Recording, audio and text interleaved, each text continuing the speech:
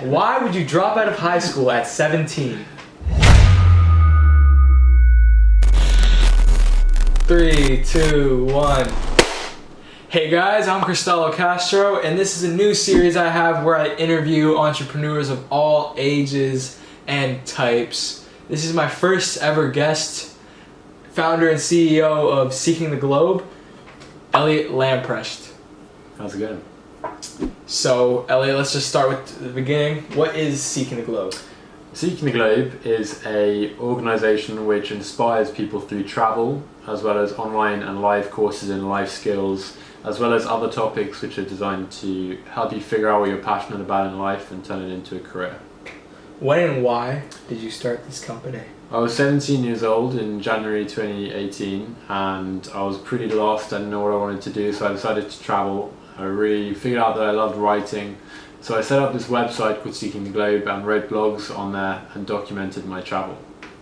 So, but what made you start traveling? Made me start traveling. I left high school or college in the UK at 17 years old. Wasn't enjoying it, so I left and figured that I needed to figure out another way of finding my purpose in life, and for me that was travel. I wanted to see the world, experience new cultures, and just get out there and embrace the world. So yeah, that's actually the title of this video, as you guys have already seen, is that you dropped out of high school at 17, which would be what, a junior for Americans. Why in the world would you do that? Why would you drop out of high school at 17? That's a very good question. Dropping out is an interesting term here, because I struggle to come to terms with accepting the term dropping out, because that has a negative aspect to it. There's a few, like, tried and you failed, so you dropped out. I get it, but for me it was not dropping out in my head, because I did it, I gave it a go, and it just didn't work out. Like, I hated what I was doing. I hated the courses I was taking there. I was surrounded by negative people who weren't good for me, and I just was left craving adventure and feeling like I was missing something from learning, and I needed to figure out my own way of educating myself. So you felt as if education itself had failed you? In a way, yes. I felt that it hadn't provided me with what I needed to be successful in life, and I wanted more. So by creating this organization, how do you plan on helping those, I'm assuming is from the same struggle, is what you're really... Yeah. So my purpose really is to help young people who are feeling that way as well. They're stuck in education, they're struggling with their courses, they're not loving it, they're unhappy. I want to help them because I know exactly how it feels, and I want to find out what it is which you are passionate and happy about doing, and then make sure that you do that every day for the rest of your life, because that's life-changing. Do you regret dropping out of high school at the age of 17? No, I don't regret it. It definitely comes with its difficulties though. You're surrounded by people telling you it's the wrong thing to do, your parents won't like it, your teachers won't like it. It's a risk, and it's definitely a big one. If you take it and you don't do anything with it, it's a terrible idea. If you drop out of high school and you just sit in bed all day, it's not a good idea. It's not going to work out. It's coming to terms with the fact you're leaving a form of education to pursue another one. Mm-hmm. Educating yourself is the most important thing you can do in your life, but there are so many ways of doing it. It's not just in a classroom. It can be traveling the world, or it can be doing anything which you're really passionate about. So I don't regret it. Alright, so you're 17-year-old Elliot. Yes. You have just walked out of your guidance counselor's office. Mm-hmm. You are dropped out of school. Yeah. To say it best, what is going through your mind at this second? I remember leaving that office actually, and the woman told me these words which were stuck with me for the rest of my life. She said, "You walk out that door and you'll be a failure." And that for me changed everything, because I just said to myself, I'm going to prove every teacher wrong, every single student or friend that has said that you're not doing well enough at school. I'm going to prove them wrong, and I'm going to do something with my life and show that it is possible to do that outside of the classroom. So I was going through my head, at that moment I was stressed, I was panicked, nervous, had a lot of anxious thoughts, and didn't really know where to go from there. And it was an emotional time. It was tough, but you get through that, and you allow yourself to have some space, and then from there you can build on your new future.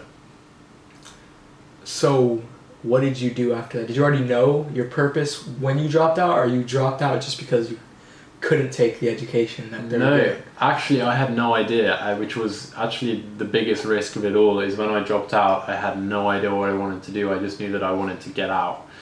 So I left, and for about 5 months I was pretty down in the dumps. I was quite depressed, trying to figure it out, but wasn't really getting there. Doing a few odd things like making YouTube videos. I did that in that space, just trying to get my creative mind working to figure out what I wanted to do. And it was in that time that I developed a love for adventure, and I saw these videos and pictures of people traveling, and I was like, I want to do that. So you found out you wanted to travel. How did you get the money to do this? Because we were talking before the interview, and obviously one of the questions that I had to ask personally before we even started the interview is if there was anything that we couldn't talk about. He's Elliot, so he said no. I'll talk about anything. But I had to ask him personally, did you just take this money from your parents? Because personally, that's exactly what I would assume. A 19-year-old CEO, as people would think, is just really like a kid. You'd think he's just living off his parents. However, on the contrary of that negative assumption, it seems to be completely false. Yeah, so you wouldn't be wrong in thinking that everyone else thinks that as well.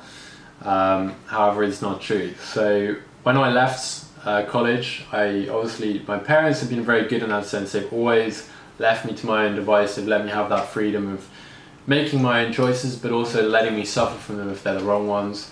So they didn't help me out in that sense, really. They just gave me support.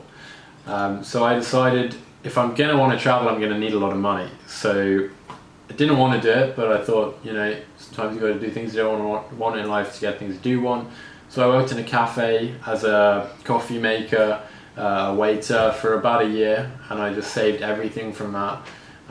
It was hard work, I didn't like it, but I met people through it, and I grew my confidence, and I was so ready by the end of that to just get out there and travel.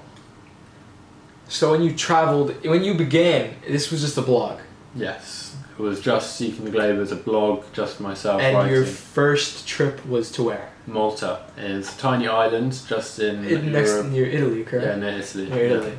So, how was it? It was incredible. I'd never experienced anything like it before. As soon as I stepped off the plane, I felt like a newfound independence.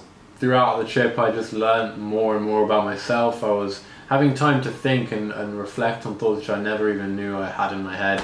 I was coming up with ideas. I always felt like I was stuck and just didn't know where to go. All of a sudden that opened up and things were flowing. And by the end of it, I just had like a massive need to do more, and nothing was ever enough. I just wanted to keep exploring, keep going places. So it was a great trip. What was the turning point for you that you decided to start from a blog to an organization to help people? Sure. So around mid-2018, I'd done around maybe 12 countries by then. So that was my initial goal for the year. I'd done it halfway through. And I thought, when I created the blog, it cost money. It cost me a lot of money to set up. It was difficult to get my following. And to do that with a blog, you need to do it all on your own. There's nowhere else you can go to. So I thought, why not help other people, let them blog on my site? So we turned it into a community. We opened Seeking the Globe up as a contributor site. So I let other bloggers from around the world share their blogs. And that turned into, at the end of the year, we ended up having 50 writers, all writing from different places in the world, sharing their stories. Our community grew. So it was no longer just me writing on the blog. So now, you said that you're selling online courses and are hoping to do tours as well. Where did that come from just the blog? It's been a busy year, really, the last year. I kind of chosen to take it in the travel way, trying to involve people in travel. So I volunteered in Fiji, which made me very passionate to try and give back to local communities. Then I set up a trip in Nepal. I visited a village out there which had been affected by the earthquake, set up our own Seeking the Globe project there, and have gone on to set up 12 Europe trips. which students or anyone can apply to, and they can join a group of like-minded teens and then travel for a weekend or a week and stuff.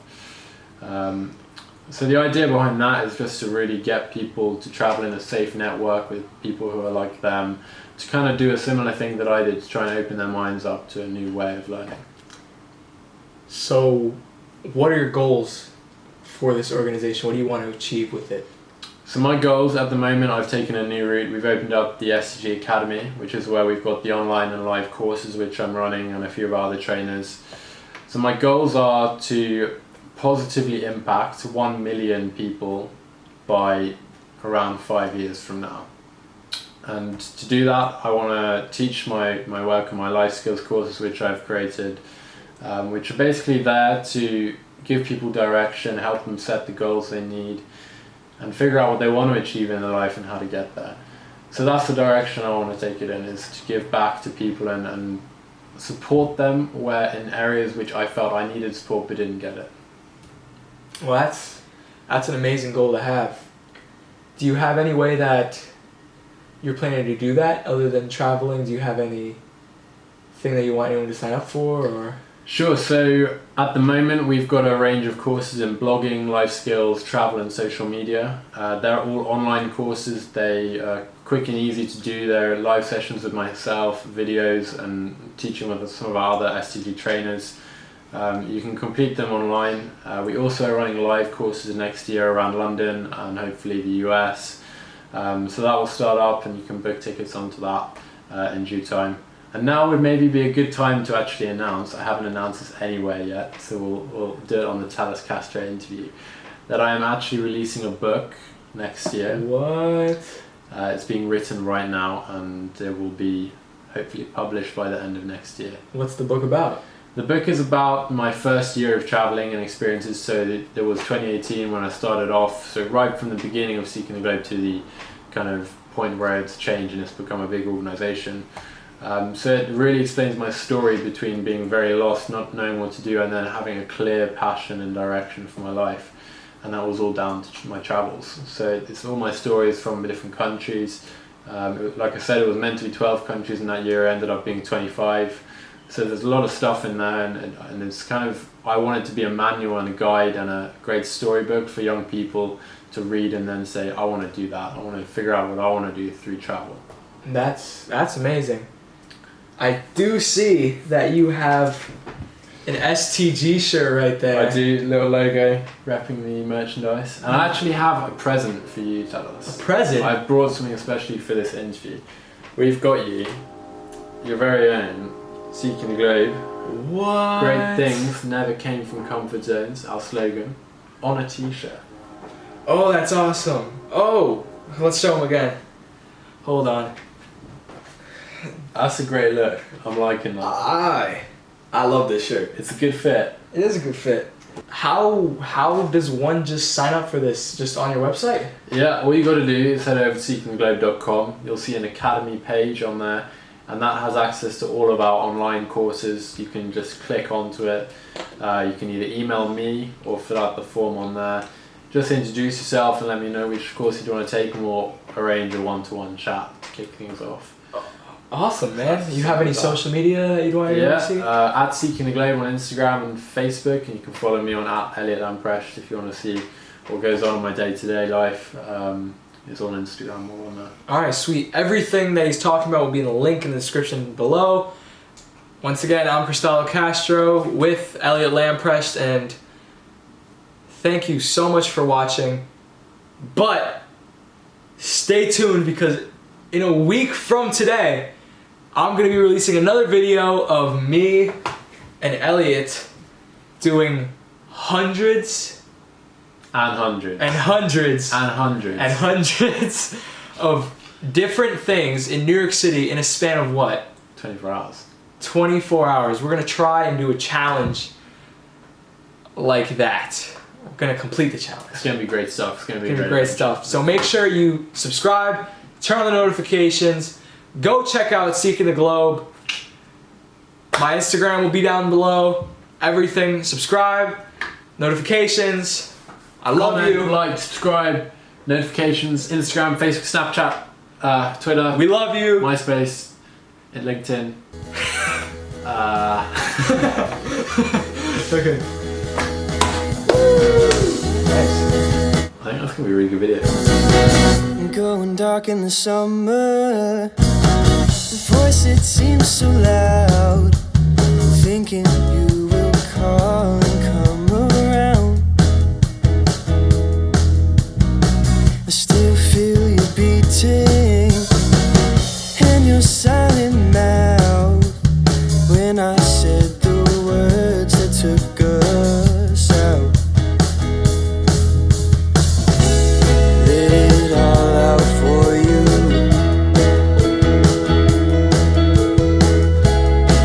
What more could I do?